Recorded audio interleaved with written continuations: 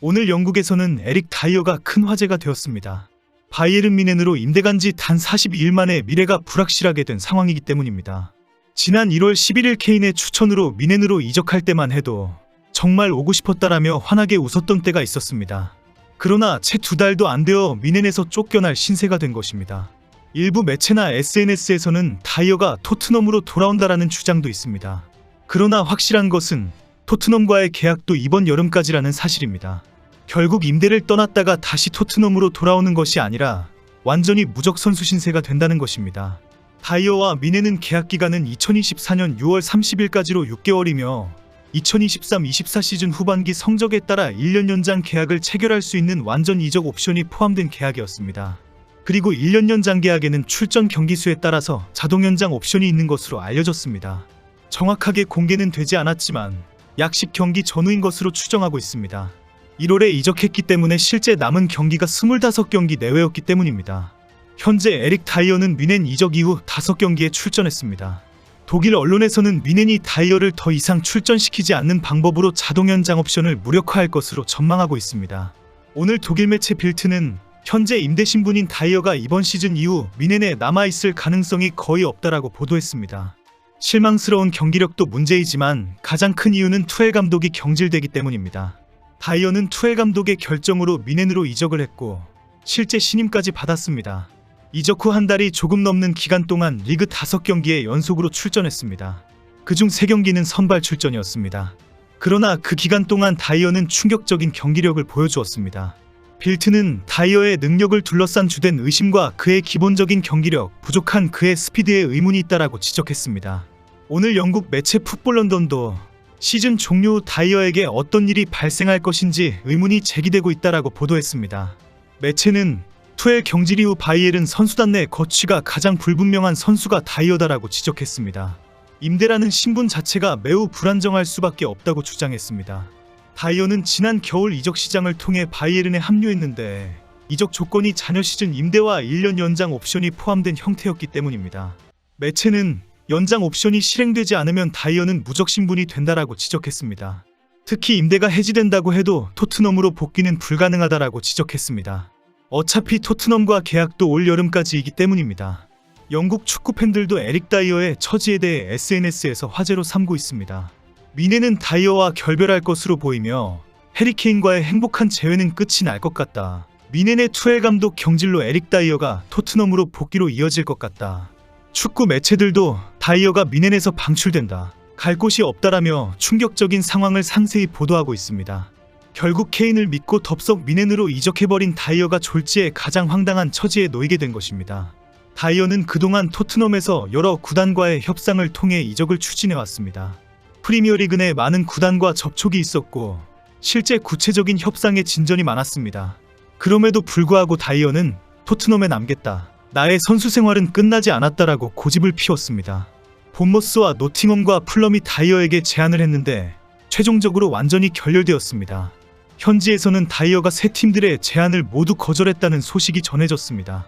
지난 8월 인터뷰에서는 난 29세다, 아직 내 전성기가 안 왔다며 얀 베르통원과 토비 알더베이럴트도 30대의 전성기를 맞이했다고 큰 소리까지 쳤습니다. 급기야 여름에 계약이 끝나면 자유계약 선수가 된다면서 토트넘의 단 한 푼의 이적료 수입도 허용하지 않겠다, 이번 시즌을 그냥 버티고 이적료도 없이 자유계약 선수가 되는 것이 이득이다라는 발언까지 했습니다. 다이어는 산체스 등 주전 센터백에 문제가 생기면 토트넘에서 뛸 수도 있다라는 기대까지 했습니다. 그러나 포스텍 감독은 끝내 다이어를 기용하지 않았습니다. 감독은 수비가 안정적인 모습을 보여주기를 요구하지만 불안한 수비와 빌드업으로 자동문 수비, 구멍 다이어로 비판을 받아왔기 때문입니다. 이런 와중에 다이어는 케인이 뮌헨으로 불러줄 것이다라는 희망을 계속 가졌습니다. 이미 수차 케인이 뮌헨 구단에 다이어를 강력하게 추천했기 때문입니다. 뮌헨 구단도 토트넘에서 이미 버려진 선수를 받아들이는 것을 우려했습니다.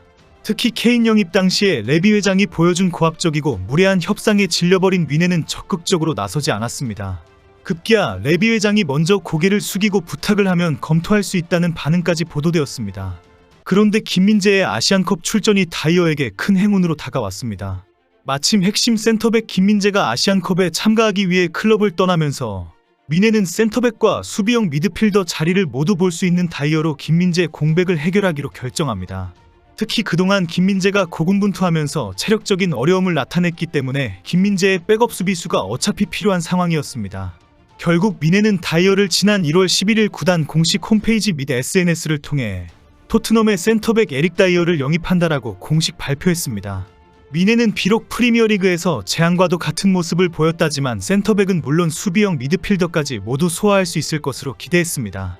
토마스 투엘 감독도 다이어를 센터백 스페셜리스트라고 부르면서 기대감을 드러냈습니다. 다이어의 이적에 해리케인도 내가 직접 투엘과 바이에른 뮌헨 수뇌부의 다이어를 적극 추천했다고 공개하면서 적극적으로 돕겠다고 밝혔습니다. 다이어도 내 꿈이 이뤄진 이적이다. 어린 시절부터 바이에른 뮌헨과 같은 클럽에서 뛰길 원했다. 이곳은 세계에서 가장 큰 구단이며 엄청난 역사를 가지고 있다. 수비를 비롯해 멀티플레이어 자질을 통해 팀을 돕고 싶다며 기뻐했습니다. 일각에서는 다이어의 이적에 대해 비판적인 지적도 있었습니다. 당시 다이어의 영입에 대해 뮌헨의 레전드 마테우스는 노골적으로 강력한 비판을 쏟아냈습니다. 토트넘에서도 버려진 선수이다. 절대 전력 보강용이 아니다라고 지적한 것입니다.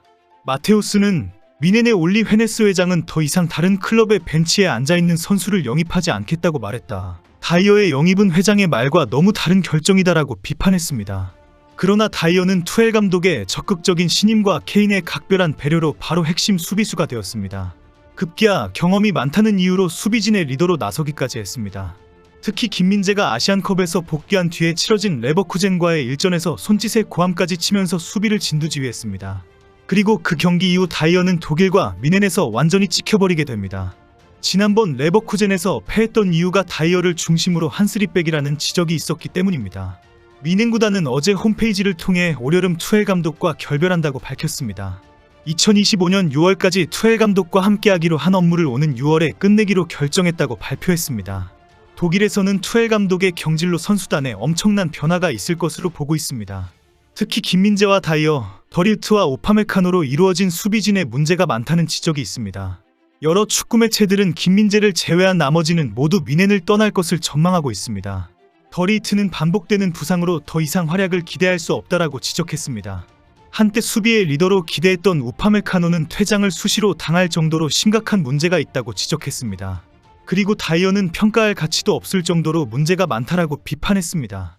토트넘에게 이적료를 한 푼도 안 주겠다고 큰소리치고 나는 아직 전성기가 안 왔다라고 목소리를 높이던 다이어의 신세가 참 처량합니다. 착하게 살았으면 마음이라도 아플 텐데 손흥민과 토트넘 선수들에게 그렇게 거칠게 하대하더니 한심하다는 생각만 듭니다.